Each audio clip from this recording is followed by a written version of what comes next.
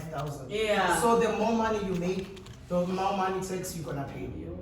So that's the mechanics or the background of it. But it all goes back to you enjoying the resources of the country. Okay. Because we're gonna talk about different taxpayers and whatnot. And but also going back to what you mentioned in terms of what do we mean by a tax season? Yes. A tax season will differ from, in this case, we're dealing with individuals. Yes. But when we're dealing with the company, it's going to be the financial year of the company. But as masterclasses continue, we will be going back. But today's focus is on the individual taxpayer. Yes. And I think it's also nice to appreciate the fact that in the current year, if you look in the past years, for you to be able to declare your tax or to do your tax return, you had a number of days. I think it was 40. But in the current year, it's changed from 7 to 23 July. You have more days now to do what? Make queries and ask and understand if SARS has assessed you correctly or not. Okay. Then can we go back to my current question when I said I have been receiving an income, I don't know how much deductions, I don't know anything. So one day I want to go to SARS, I want to go to SARS and get my affairs in order. What are the implications for me if I've never paid tax before but I've been getting money? Are they going to make me start all over and fine me and penalize me? What happens to me? You see, with individuals, because the way tax is structured is that they know after 12 months, you're not going to have maybe 15,000 just to cough out and pay. Yes. So what they do, as when Natasha explained earlier on, you become a provisional taxpayer. Okay. So SARS is going to do what? It's going to withhold a certain amount of money on a monthly basis on your behalf. So the responsibility, even though it lies with the taxpayer to say, I need to register for tax, but as an employer, you need to withhold that amount of tax for an individual. Because now, if you don't know the mechanics of it, comes the taxes to fine, not going to be able to pay the amount of money.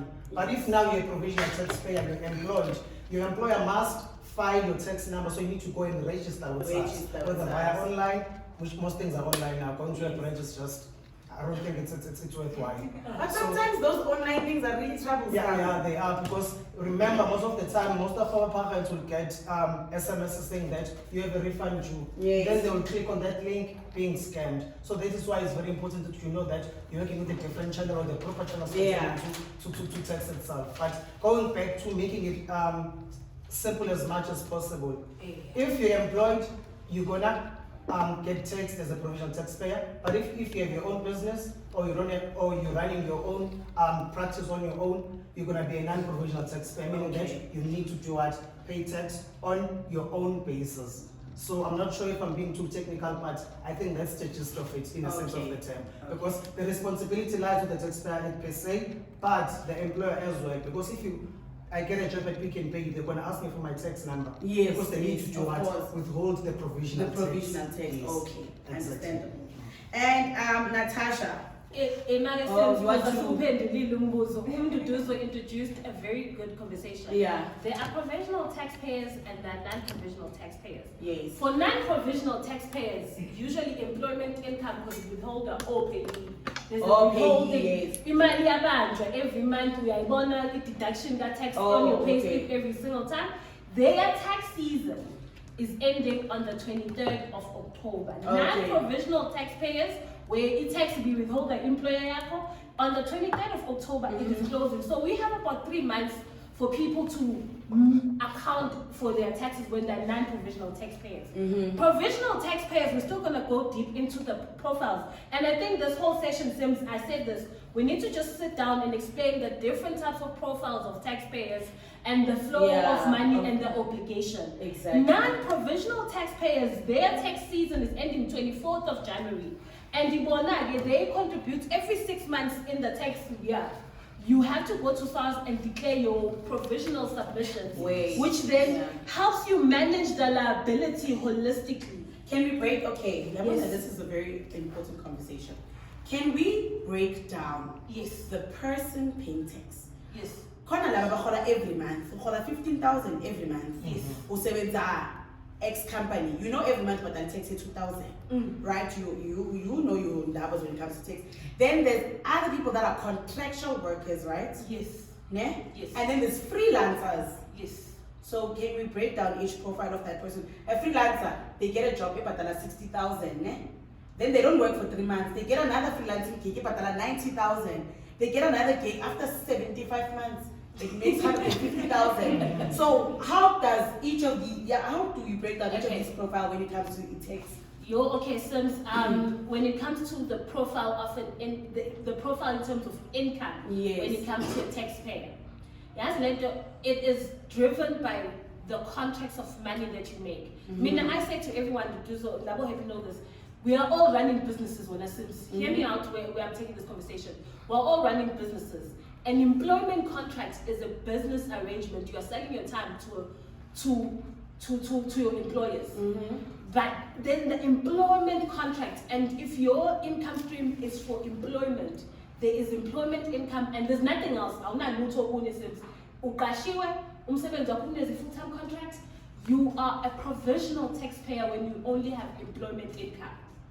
Trade income and all the other natures, which is trade income, investment income, you then fall under the category of non-provisional taxpayers if you've actually registered as that person. Guys,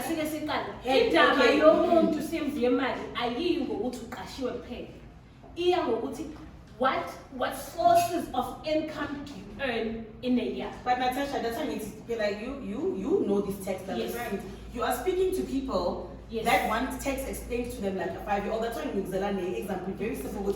Someone sometimes gets 60,000, sometimes they don't work, sometimes they get 90,000, sometimes they get 150,000. How do they work around their taxes? Okay, if you get money, for instance, some freelancers get taxed by the person that employs them, right? But most of the time they get all their money. If that's the case with you, at the end of the year you have to sit down and say, this year I have received 200,000. Add all the money that I've made this year. Have been receiving.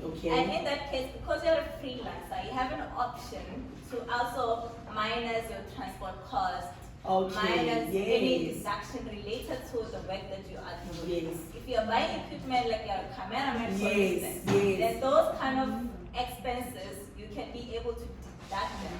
And that gives you an option to reduce your tax liability. And that's trade income, in a sense. In order for you to be able to do that, you have to keep all your receipts. You have to have a file of your receipts that keeps all the receipts, so you can be able to submit them to SARS. Sims, again, it sounds complicated what I'm trying to say to people, but in our NXCA network, we work through an initial consultation. Because Sims, about 3, all full-time employed to total salary on a month-to-month. Provisional, collected via payee. Mese bakhona lo othola i-contract every 3 months. Loyo uno trade income. Kahle menga registered as a provisional taxpayer. Usa non-provisional taxpayer lo. Or u trade income, which is a business environment. Guys, every single decision, again I emphasize this, as NXCA network, we work through consultations because we have to work through this decision making with our clients. Which one are you?